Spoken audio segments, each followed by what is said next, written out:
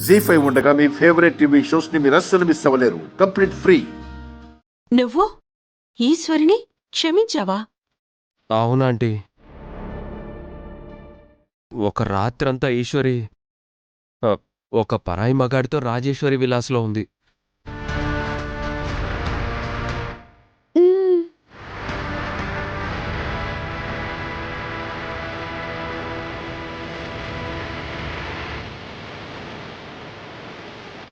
మరొకరెవరైనా ఇది తెలిసి పెళ్లి చేసుకుంటారా?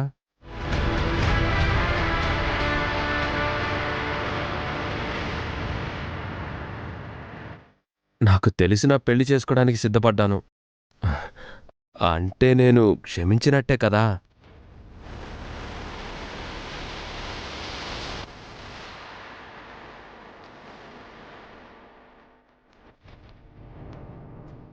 ఒక అబ్బాయితో నిశ్చితార్థం అయిపోయింది. ఇంకొక అబ్బాయితో రాత్రంతా హోటల్లో ఉంది.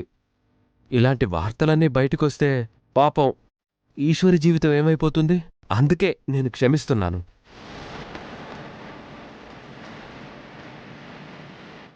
ఇన్ని జరిగాయని తెలిసాక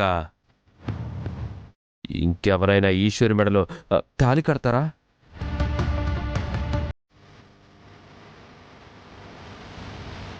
అందుకే నేను క్షమించేసి నేనే పెళ్లి చేసేసుకుంటా.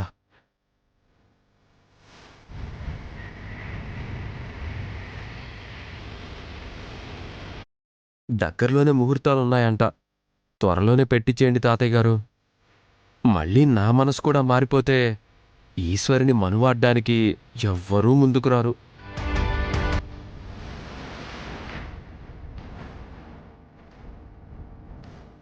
పదమ్మా, ఇక వెళ్దాం. ముహూర్తాలు పెట్టి ఫోన్ చేస్తారులే. వెళ్ళేస్తామండి. ఆ ముహూర్తాల సంగతేదో త్వరగా చూడండి.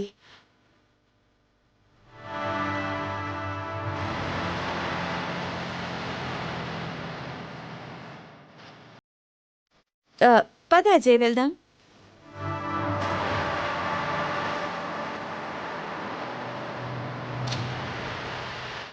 ఆ తల్లి కొడుకుల మాటలు పట్టించుకోకండి.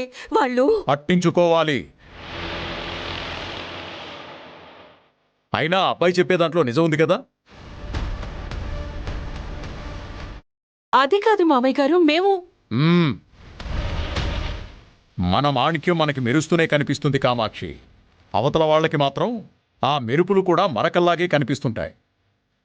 ఆ మరకల్ని అందరూ వేలెత్తి చూపించకముందే మనం జాగ్రత్త పడాలి. తాతయ్య, ఇంకొకసారి ఆలోచించండి. ఆ అజయ్ చెప్పింది నిజం. అన్నీ తెలిసినవాడు కాబట్టి అర్థం చేసుకుని పెళ్లి చేసుకుంటాడు. మరింకొకళ్ళైతే తన మీద పడ్డ ఆ మచ్చల్ని చెరిపి చూపించాలి. అది ఈ జన్మలో కాని పని. అయితే ఇప్పుడేమంటారు? ఈశ్వరికి అజయ్కి పెళ్లి ఖాయం అంటున్నాను.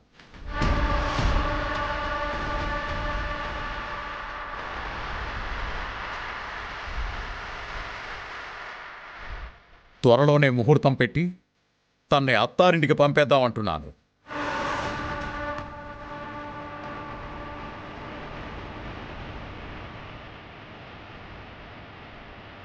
జీ5 యాప్ డౌన్లోడ్ చేసి అన్ని ఎపిసోడ్స్ పూర్తి ఉచితంగా చూడండి.